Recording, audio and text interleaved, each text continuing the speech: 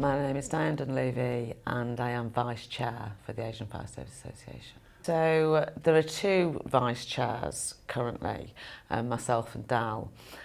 We support the Chair in their role as the face of AFSA currently. So we have lots of different roles in AFSA and we kind of chip in where necessary, but Dal and I are a front-facing element of AFSA currently at the moment. I've been involved with AFSA for about 10 years. Shortly after I joined Staffordshire Fire and Rescue, I met Jack Tarr. I've worked very closely with Jack for those 10 years. I've held various positions on the executive. Last year I was chair, which was absolutely brilliant. I had full support from my own fire and rescue service to do that and still do have.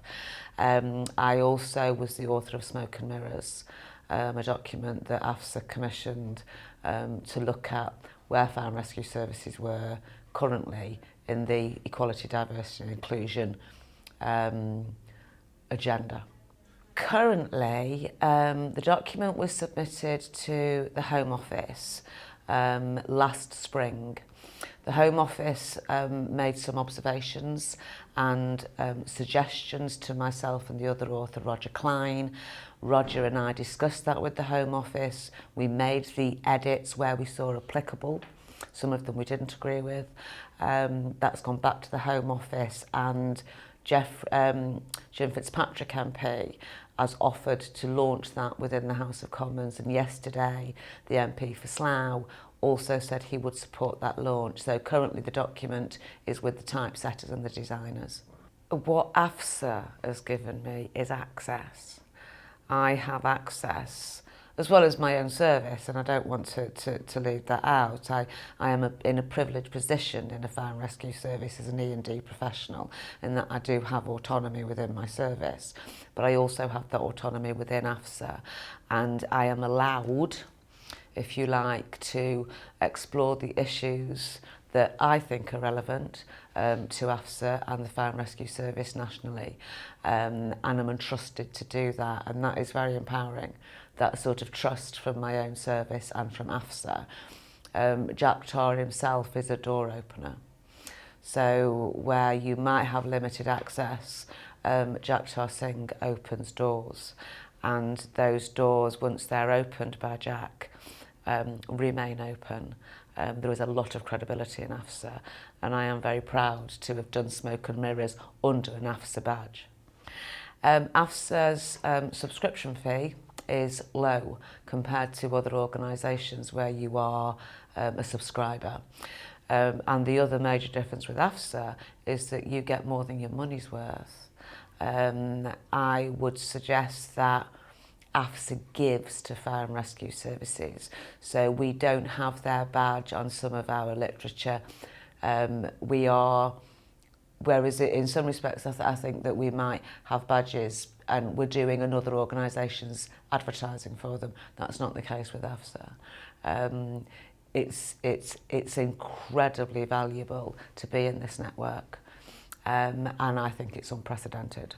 I really do, and we, like any sort of association family, we are very open with each other, and we're very relaxed, we are very informal, but when we need to step up to the mark, we become incredibly effective.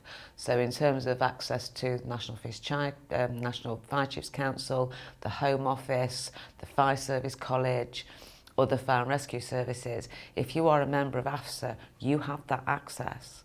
And as I say, the price that we pay in financial terms is wiped out by the benefit that we get back, which will ultimately save services money. I suppose that they've nurtured something in me which I might not even known was there, and I think that I am more outwardly confident, even though that might be a little bit of a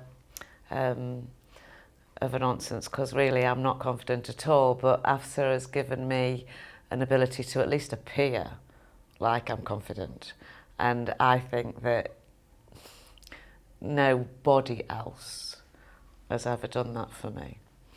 And that sounds a little bit crass, but it is true. They have faith in me, and I've never felt that. I've never felt anybody or anything had that faith in me. And I believe that my AFSA executive friends, they, for some reason, I feel like I'm an imposter a lot of the time, but they have faith in me. And of course, most human beings will rise to that faith and not let people down. So I would never let them down. I am included. And as chair, it was an indication of just how inclusive AFSA is. For instance, I'm not Asian. I was the first woman chair for AFSA. I've never put a fire out. And I think that tells the rest of the fire sector and health, and of course we work very closely with health and ambulance, that we are a truly inclusive organisation, and that makes me immensely proud that we espouse inclusivity, and I am a product of that because I'm not Asian. So it is fascinating, and it is real, and it undermines a lot of the stereotyping that does occur, that the first thing that we all are is human, and we have so much in common with each other as human friends and families and cultures, and I think that is what I'm most proud of AFSA for. The one word for me I would describe AFSA as is family. They are the brothers and sisters that, well, certainly Jack Torrey's the elder, terribly irritating brother that I never had. There is a reliance there, there is an acceptance, there is an unconditional fondness, and that is like a family. And like I say, it does sound a bit cheesy, but it is the way I feel about AFSA. So I grumble, we all do, we all moan and we bitch, just like families do, and we come together as this sort of bond that we all have with each other, and I just think that's unique. I really do. As I say, I think as an inclusive employee-led association, it is superior and more effective than any other that I tend to be in contact with. And that's not to disrespect any of those at all, but AFSA has such a broad agenda and is so open to change, and our purpose is very clear, but we react when necessary to changes, and we're ahead of the game. And I think that other associations could learn a lot from AFSA. And I think some of that is our honesty with each other, that we kind of get the job done.